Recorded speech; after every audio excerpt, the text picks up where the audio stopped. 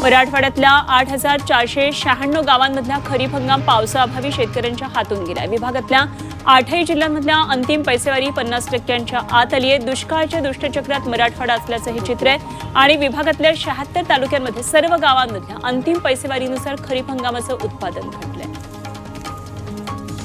वाशिम जिल्ह्यामध्ये 63,926 हेक्टर क्षेत्रातील विविध पिकांचे पंचनामे पूर्ण झालेत। बाधित शेतकऱ्यांना मदत देण्यासाठी जिल्हा प्रशासनानं 76,97,98,000 निधीची मागणी शासनाकडे केली आहे आणि ही मदत लवकरात लवकर शासनानं नुकसानग्रस्तांच्या खात्यात जमा करावी अशी मागणी होती।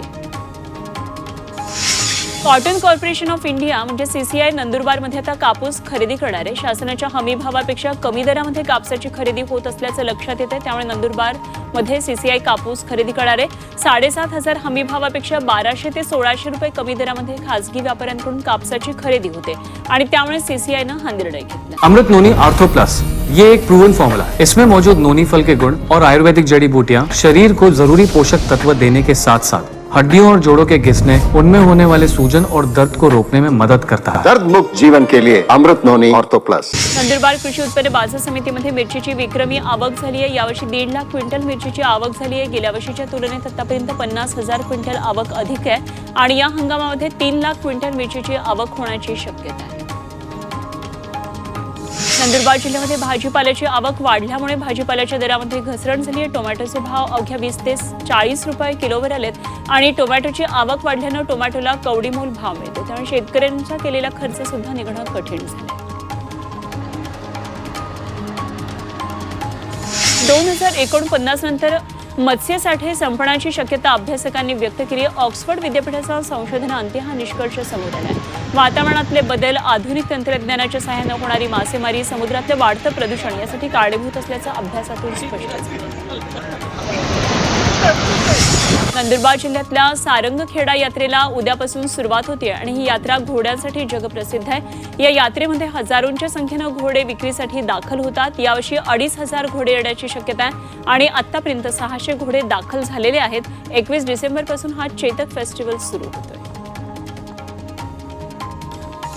पालघरमध्ये पुन्हा सीमावाद उफाळून आलाय। महाराष्ट्राच्या ग्रामपंचायत हद्दीतील काही घरांना गुजरातमधल्या ग्रामपंचायतींनी नोटिसा बजावल्यात।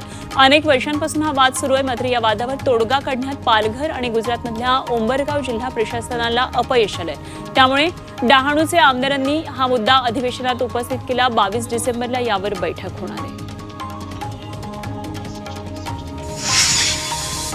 जळगाव शहरामध्ये घाणीचं साम्राज्य पाहायला मिळतंय। सार्वजनिक कचरा कुंडीतून कचरा उचलला जात नसल्यानं अनेक ठिकाणी दुर्गंधी पसरली आहे आणि याबाबत अनेक तक्रारी करून सुद्धा महानगरपालिकेकडून कुठल्याही प्रकारची दखल घेतली जात नाहीये, त्यामुळे नागरिकांकडून तीव्र संताप व्यक्त केला जातोय। संभाजीनगर स्मार्ट सिटीकडून 317 कोटींच्या निधीतून 2 वर्षांपूर्वी रस्त्यांची कामं करण्यात आली होती, मात्र ही कामं अजूनही पूर्ण झालेली नाहीत। एकूण 66 रस्त्यांची कामं पहिल्या टप्प्यात सुरू करण्यात येणार होती, त्यापैकी 22 रस्त्यांची कामं पूर्ण झाली आहेत, तर 44 रस्त्यांची कामं विविध कारणांमुळे ठप्प आहेत आणि ही सर्व कामं महापालिकेकडून एकाच ठेकेदाराला देण्यात आली आहेत।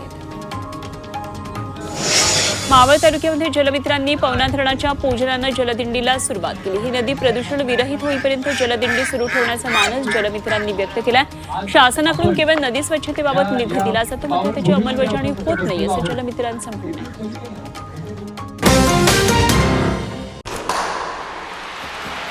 लाल मातीतली कुस्ती म्हणजे